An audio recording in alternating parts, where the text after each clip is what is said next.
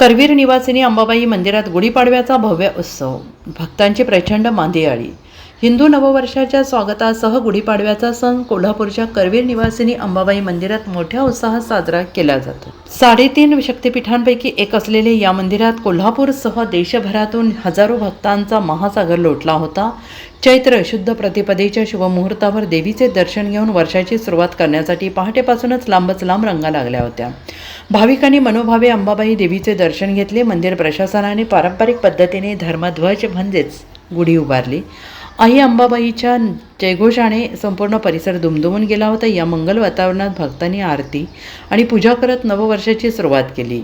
सर्वत्र सुख समृद्धी नांदो अशी प्रार्थना भाविकांनी केली। माझं नाव अव्यता भोसले, मी गोव्यावरून आले आहे।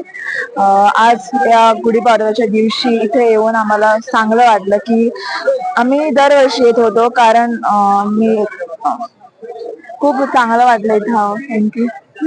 गुढीपाडव्यानिमित्त अंबाबाई देवीला काय प्रार्थना केली, काय मागितले? खूप काही मागितलंय, बघूया पूर्ण झालं तर परत येऊ। कसं वाटलं मंदिरामध्ये येऊन? मंदिरामध्ये येऊन तर छानच वाटलं, शांती मिळाली मनाला। अंबाबाईचं दर्शन घेतलं।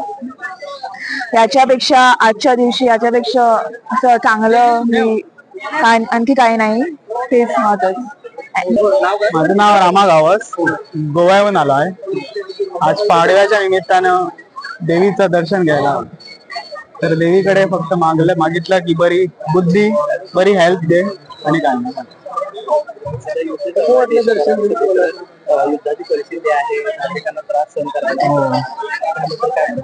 त्याबद्दल तसं युद्ध